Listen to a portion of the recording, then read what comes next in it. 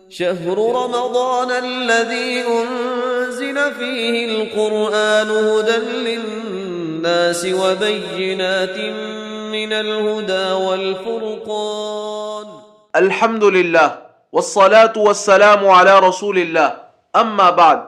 رمضان المبارک کے فوائد سمیٹنے کے 30 سنہری اصولوں میں سے 10واں اصول ہے، اے آنکھ تجھے چاہیے کہ آنسو بہائے۔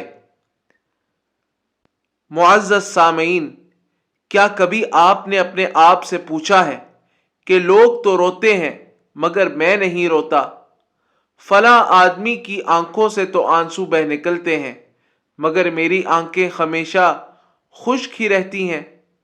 ایسا کیوں ہے کہ جب فلاں نماز کے لیے کھڑا ہوتا ہے تو خشیت الہی اس پر طاری ہو جاتی ہے اور رونے لگتا ہے، اور میرا حال ایسا نہیں ہوتا؟ میں اس سے محروم کیوں ہوں؟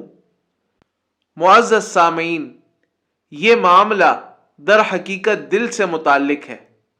سلف صالحین میں سے کسی کا قول ہے کہ ان القلب اذا قلت خطایاہ اسرعت دمعتہ، جب دل میں گناہ کم ہوتے ہیں تو اس سے آنسو جلدی جاری ہو جاتے ہیں۔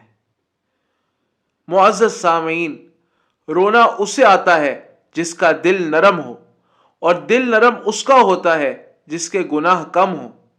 جب گناہ زیادہ ہو جاتے ہیں تو دل سخت ہو جاتا ہے، اور جب دل سخت ہو جاتا ہے تو آنکھیں خشک ہو جاتی ہیں، جیسا کہ یہ بات ابن رجب رحمہ اللہ نے اپنے بڑے ہی نفع مند رسالہ قسوۃ القلوب میں بیان کی ہیں۔ معزز سامعین، کیا آپ خشیت الہی سے رونے کی یہ فضیلت نہیں جانتے کہ نبی کریم صلی اللہ علیہ وسلم کا فرمان ہے، لا یلج النار رجل بکا من خشیت اللہ حتی یعود اللبن فی الضرع، اللہ کے ڈر سے رونے والا جہنم میں داخل نہیں ہوگا یہاں تک کہ دودھ تھن میں واپس لوٹ جائے۔